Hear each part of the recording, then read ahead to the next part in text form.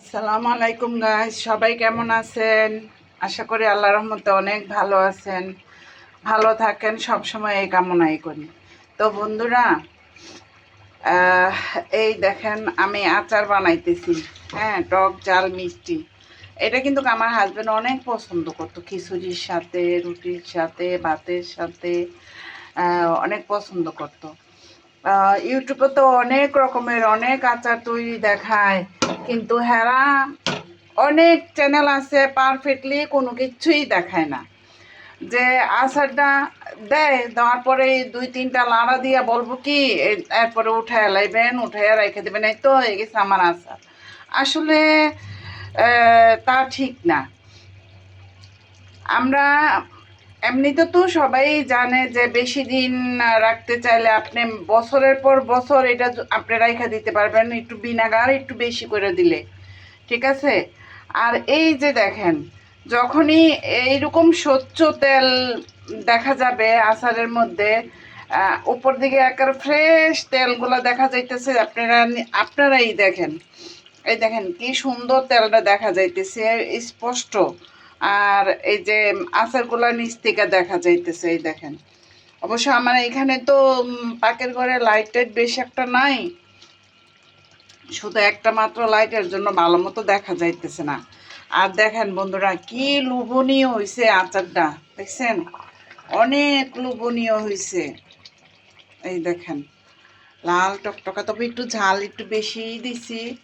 আর এই দেখেন তেলগুলা কি স্বচ্ছ, দেখছেন? এই দেখেন তেলগুলা কি স্বচ্ছ, নিচের আচারগুলা অনেক সুন্দর স্পষ্ট দেখা যাইতেছে। এই পর্যায়ে যখন তেলটা চলে আসবে না, তখনই মনে করবেন যে আপনার আচারটা হয়ে গেছে। ঠিক আছে। এই চামচের মধ্যেও আপনার ইয়া লাগানো থাকবে না, আচার লাগানো থাকবে না, মনে করবেন যে এই হয়ে গেছে আপনার আচারটা। আর যেগুলা দেখায় ইউটিউবে যে এই দিলাম দেওয়ার পরে হয়ে গেছে, ওইগুলা কিন্তু বন্ধুরা বয়ামের মধ্যে বইরা রাখবেন। ঠিক আছে, যদি তাড়াতাড়ি খাইয়া ফেলান তাহলে তো হইলই। আর যদি আপনারা রাইখা দিতে চান, এইভাবেই আচারটা বানাইতে হইব। এই দেখেন, ঠিক এইভাবেই আচারটা বানাইতে হইব। দেখেন কি লোভনীয় হয়েছে। হুম, একবারে চকচক করতেছে, দেখছেন? এই দেখেন। আর এই যে তেলটা একেবারে পুরো পুরো তেলটা, এই দেখেন একবারে স্বচ্ছ হয়ে যাব তেলটা। কোনো মতনই গোলা রাখা যাবে না। গোলা রাখলেই মনে করবেন আপনার এই আচারের মধ্যে আম হোক, জলপাই হোক, যেইটাই হোক, ওইটার মধ্যে পানির পরিমাণটা রয়ে গেছে।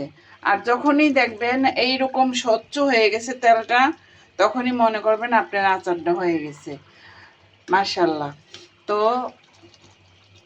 এই পর্যায়ে গেলে আপনারা আচারটাকে লামাই দিবেন, লামাইয়া তারপরে আপনাদের বয়ামে ঠান্ডা করে ভইরা নেবেন।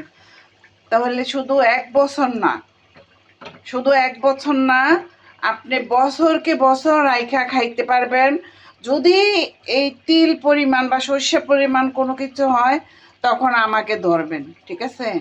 যে আপনারা বলছিলেন, আমার আজ থেকে 4-5 বছর আগের আচারও আছে, মাশাল্লাহ।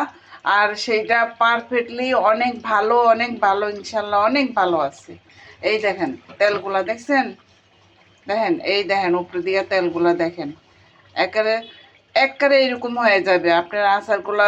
তেল একবারে স্পষ্ট হয়ে যাব, কাচের মতন। আর এই যে আচারটি নিচে দেখা যাবে, তাহলে মনে করবেন আপনার আচার একবারে পারফেক্ট। ওকে। তো বন্ধুরা, আমার এই চ্যানেলটা ভিডিওটা ভালো লাগলে আমার চ্যানেলটাকে লাইক কমেন্ট শেয়ার করে দিবেন, আর আমার চ্যানেলটাকে সাবস্ক্রাইব করে দিবেন। ওকে। আল্লাহ হাফিজ। এই ভিডিওটা যদি আপনাদের কাছে ভালো লাগে, লাইক কমেন্ট শেয়ার করে দিয়া আমার চ্যানেলটাকে সাবস্ক্রাইব করে দিন। ওকে, বাই, লাভ ইউ। সবাইকে অনেক অনেক ভালোবাসা।